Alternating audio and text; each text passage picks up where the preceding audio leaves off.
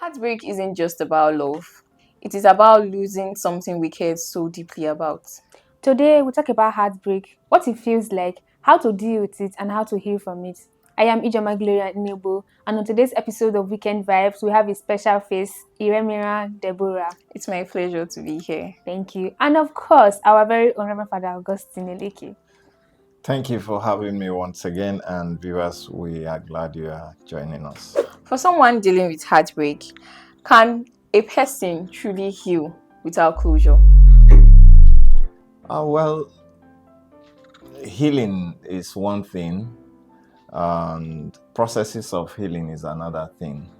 Okay, heartbreak can happen to any person, especially when you get involved with a relationship. Yeah, it can happen. Yeah, but how you heal will depend on how you open yourself to the processes of healing. If you have a good disposition, you can heal. It's not something that is automatic, but you have to follow a certain process. There are people who, when you give them prescriptions about how they will get well, I give you an example. Somebody goes to the clinic, the doctor writes paracetamol, take it for 3 days, and the person takes the first day, the first dose in the morning and feels, I feel better now. The person may choose not to take the medication again. Then after like 1 week, the thing comes back because you didn't finish up your dose. So in getting healing from heartbreak, you must follow the process, and that process will require certain things to be done for you to heal. Sometimes you can think you have healed on the outside, but on the inside you're still sick. So the healing has to be from outside and inside, so that when you see the person probably who broke your heart, you will no longer feel any pain in the heart, and you know that life happened and you move on from there. So it's a process. But in terms of closure, Yes.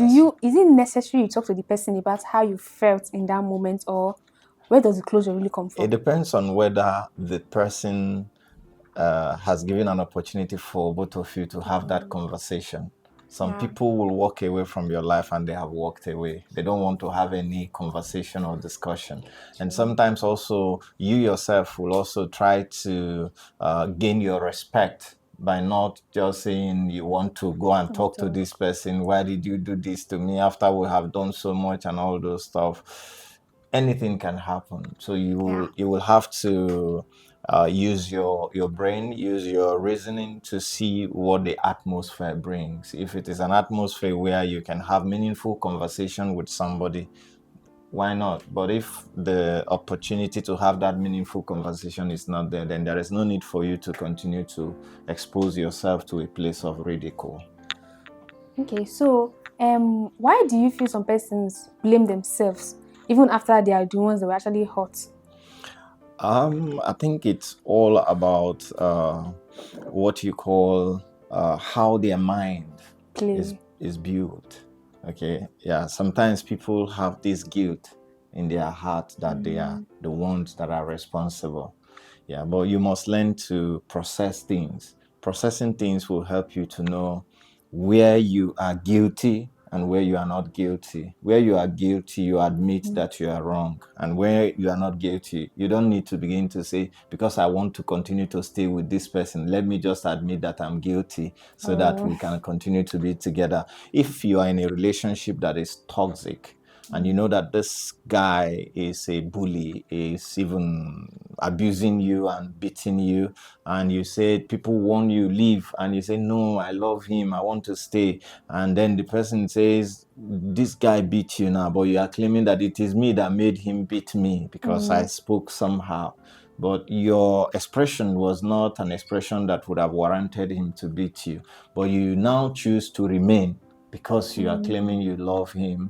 It's a difficult situation because it's a matter of how the mind of the individual is working. Some people will tell you, person that is staying with someone who is a bully, that it is love that is working in the heart. Sometimes they will tell you love will make you not to see clearly, and then you will not be able to just Flow. take yourself out of that kind of toxic relationship. So it can be very dicey.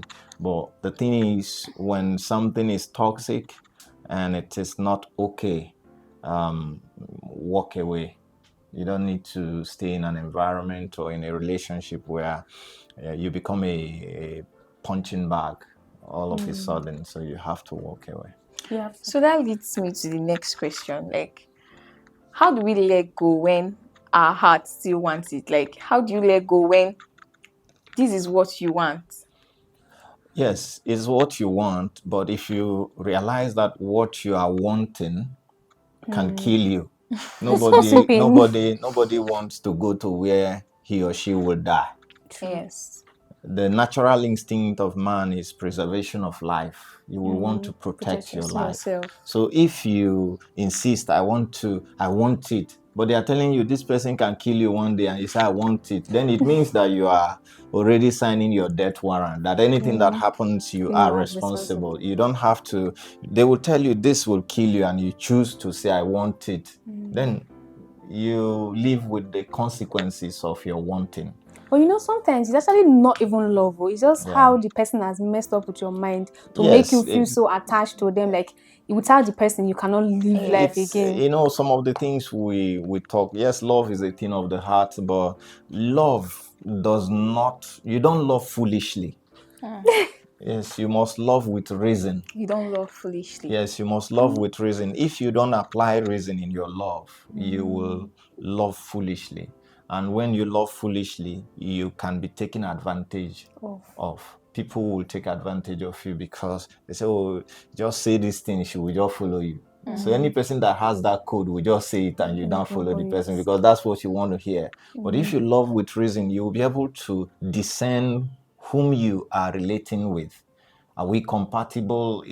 What is his behavior, character? How does he speak to me? Does he speak with respect or with disrespect? When you observe all those things, it will help you to commit or to withdraw yourself. So if you choose to commit when you have seen the signs that all is not well, then you are the one that will also live with the consequences when it comes. True. Never wave away warning signals, actually. And we did say that the way you feel about somebody is fine, but in the same sense, the way that person makes you feel about yourself also matters. So we know where to say, okay, this is right and this is wrong. There are people who will stay until the last moment. You know, in life, in relationship, it can happen in relationship between a boy and a girl. It can happen in marriage.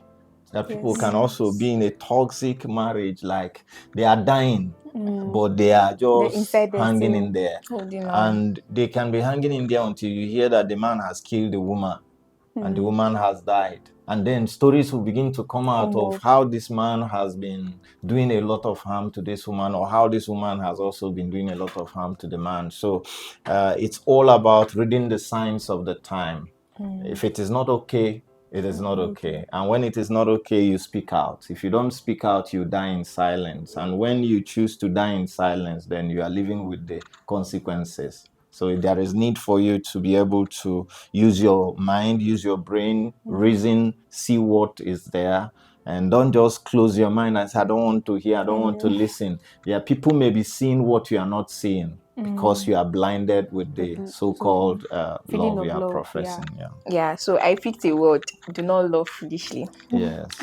So, Father, does time really heal wounds, or it takes more than time? Time does heal wounds, but you know, like I said at the beginning, the processes, how you open yourself to the processes will determine how long it takes for you to heal. I may heal quickly because I have moved on.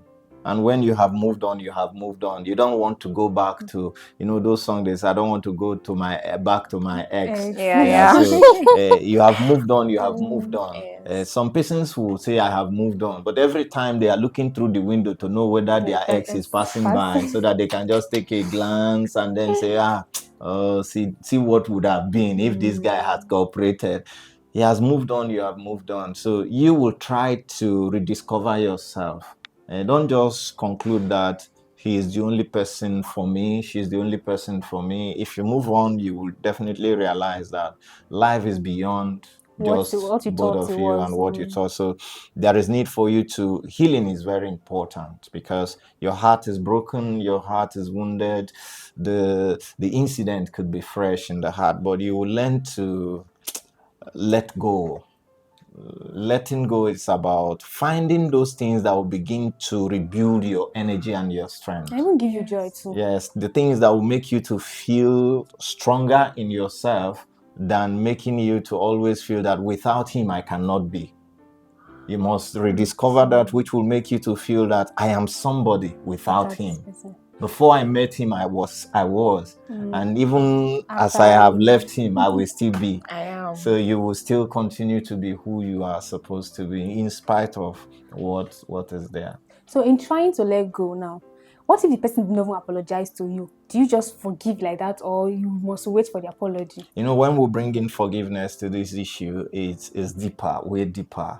Yeah, because we are now bringing it to the zone of Christ himself, who is our example. What do I do as a Christian when I am hurt?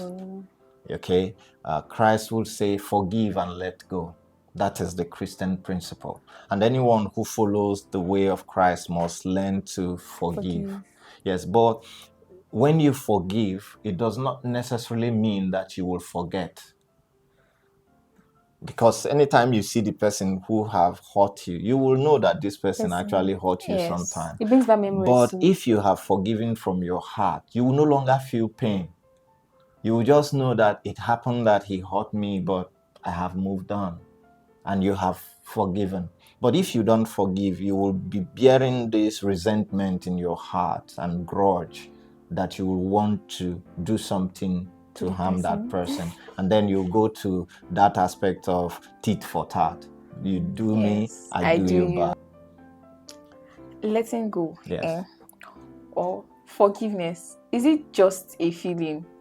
Because it's so hard to forgive. Like, I'm saying it now, not like it's easy, yeah, but it's what we preach, and that's what we encourage. As people are watching, people are processing what they have gone through in the hands of people. Many have lost things in the relationship. Some may have lost money. Some may have lost even their identity. Some may have lost opportunities because they gave up all those things for the sake of the profession of love they claim to be professing at that time. Someone who told you 3 years ago that he loved you and the lovey-dovey stuff was moving. 3 years after, the person said, I'm not doing it again. And you are hurt because you have invested 3 years of your life in that relationship, and at the end, nothing came out of it. Will you go and kill yourself because it happened? If you kill yourself, you are the loser. The person moves on.